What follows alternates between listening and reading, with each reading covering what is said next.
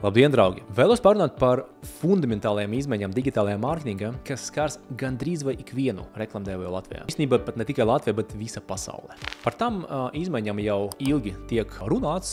Tagad mēs zinām laikus, datumus un varam parunāt par to nedaudz precīzāk. Tad par ko ir stāsts? Ja līdz 6. martam reklamdevējs neiestatīs savu mājaslapā consent mode, tad šis reklamdevējs nevarēs izmantot Google remarketinga kampaņas. Un ja šis consent mode netiks iestatīts līdz gada beigām, tad šis reklamdevējs nevarēs izmantot Google conversion tracking. Tas ir tik vienkārši. Tā izklausās tik vienkārši, vai ne? Remarketinga kampaņas, jau daudzi droši jau zina, ka remarketings ir atgādinoša reklāma. Pieņemsim, ja es pārdodu velosipēdus, tad mana mājaslapa ienāk potenciālais klients, apskatījies velosipēdus, interesēs par velosipēdiem, nav nopircis, pamet lapu, man ir iespēja ar remarketinga palīdzību uzrunāt viņu atkārtot un piedāvāt kaut kādu, speciālu piedāvājumu viņam iedot, vai ne? Un conversion tracking vai conversions ir vērtīgas darbības, un šobrīd mums ir pieejams vai redzamas konversijas, kas ir pirkums, kas ir pieteikums, tad kā nostrādāja reklāmas kampaņa, cik tur naudiņas mēs esam izturējuši, kāda atslēgas vārdi, un tā tālāk, un tad cik pieteikumus vai pirkumus tā kampaņa ir atnesusi. Ja? Tagad mēs to visu redzam. Paskatīsimies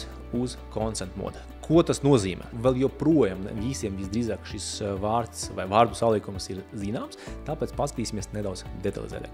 Consent mode uzdevums ir modelēt trūkstošus datus. Tātad modelēt trūkstošus datus par mājaslapas apmeklējumiem un konversijām un tā tālāk. Ja šīs izklausās tik vienkārši, tad ieliekam mūsu mājaslapa consent modu un laižam tālāk un reklamējamies tālāk un dzīvojam mierīgi. Un tur mums vēl kaut kādi dati tiks piemodelēti, kas vēl varbūt labāks, vai ne? Tad algoritmiem būs vēl vairāk datu. Bet nē, ir arī zemūdens akmeņa.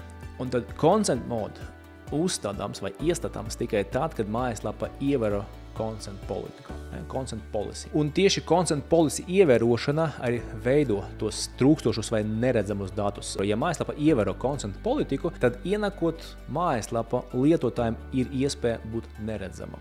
Noteikti katrs no mums ir redzējis ienākot kaut kādas mājaslapas, ka mums ir iespējas piekrist visam vai nepiekrist vai daļēji piekrist, un tā tālāk, vai ne? Tieši, ka reiz šīs ir stāsts par consent politiku, vai ne? Lietotājs var izvēlēties, ka viņš var būt neredzams.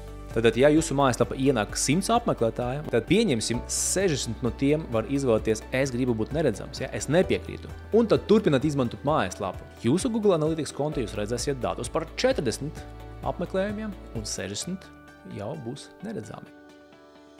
Protams, ir atkarīgs no tā, ko cilvēks tur izvēlēsies, kādu līmeni, un viņam tur ir dažādas opcijas un dažādas iespējas. Es tagad runāju par to sliktāko variantu vai sliktāko versiju, ka lietotājs vispār vēlas būt neredzams mums. Un tad mūsu Google Analytics vai jūsu Google Analytics konta jūs redzēsiet datus par 40 un neredzēsiet par 60. Iedomājieties, jūs esat iestatījuši Google consent politiku, vai mājaslapa tagad atbilst Google consent politikai, un kaut kādu daļu no tiem datiem jūs vienkārši neredzat. Ja? Tad jums bija Google Analytica kaut kāda ļoti skaista likne, vai ne, gāja uz augšu vai tur nedaudz uz leju, un tad jūs esat iestatījuši consent politiku, un uzreiz būs kaut kāds krītums, vai ne? Tāpēc, ka daļu no tiem lietotājiem jūs vienkārši neredzēsiet. Un tieši par tiem lietotājiem, kas ir neredzami, rūpēsies consent mode, vai ne? Tad tieši šīs ir tas uzdevums consent modam piemodelēt datus par apmeklējumiem, par konversiju. Neviens nezin, cik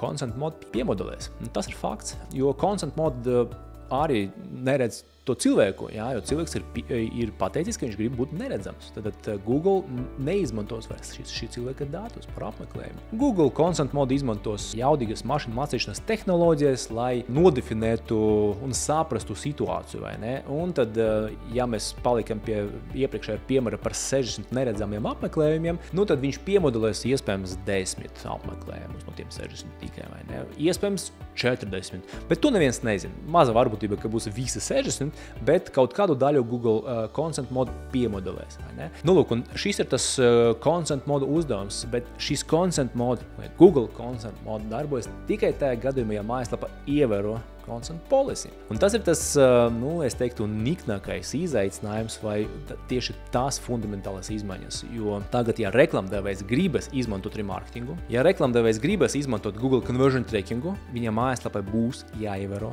consent politika. Un tas nozīmē, ka kaut kāda noteikta daļa, neviens nezina, cik noteikta daļa, bet kaut kāda noteikta daļa būs neredzama. Bet skaidrs, ka tendence uz to neredzamo daļu būs augoša. Nu, lūk, un tad pa priekšu iet mājaslapa ievēro content politiku, un tad pēc tam jau nākamais solis vai otrais solis ir, ka mēs iestatām content modu. Es zinu, ka tēma ir pietiekami specifiska, pietiekami sarežģīta, bet šis nav stāsts par to, ka mēs te parādām, kā to visu izdarīt. Šeit svarīgi aktualizēt tēmu un parādīt, ko nozīmē content mode, kas mūs sagaida tuvākajā nākotnē. Un tagad es izstāstīšu dažus soļus, ko jūs varētu darīt, lai iestatītu Google content mode savā mājaslapā. Tad īstenībā ir divi soļi. Tad pirmais solis jums ir jāiestata consent management platforma. Un tur ir divas opcijas vai divas iespējas. Pirmā iespēja jūs varat paši uzrakstīt vai programmēt consent management platformu, tad paši izdarīt visu, vai ne?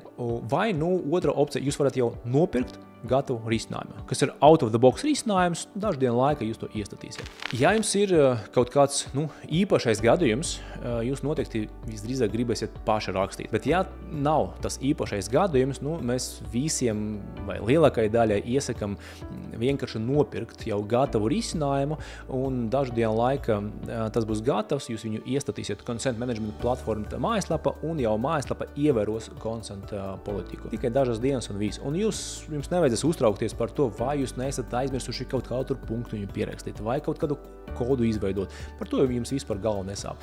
Vienīgais jūs tad maksāsiet abonēšanas maksu kaut kādu tai platformai, un tad katru mēnesi platforma noņems no jums kaut kādu naudiņu. Atkarībā no platformas, tu platformu ir pietiekami daudz, mēs tagad speciāli nereklamēsim nevienu platformu, bet tu platformu ir pietiekami daudz, un tur varētu būt no 20 eiro mēnesi līdz tad uz augšu.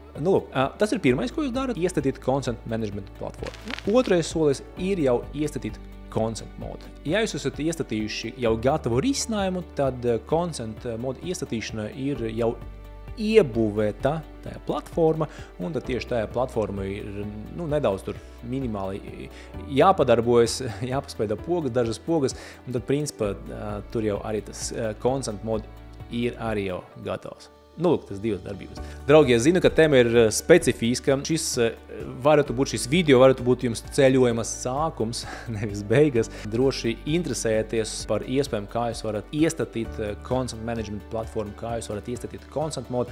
Interesēties par to tēmu, jo izmaiņas, kā es ieminēju, fundamentālas, un visdrīzāk neviens no mums negrib zaudēt arī mārketinga iespējas, conversion tracking iespējas. Visi grib turpināt to izmantot, vai ne? Jo, ja nebūs conversion tracking iespējas, tad faktiski reklamdevējs atgriežas tālē kaut kādā 2010. gadā, kad neviens nezināja, kā strādā reklāma, vai ne? Un tad ļoti grūti bija tā digitāli to reklāmu novērtēt, to efektivitāti. Es jums, draugi, iesaku, lai jūs veiksmīgi pabeidzat iestatīt consent mode, un lai jūs varētu turpināt remarketinga kampaņas un turpināt redzēt datus par jūsu reklāmas kampaņu efektivitāti. Visu labu!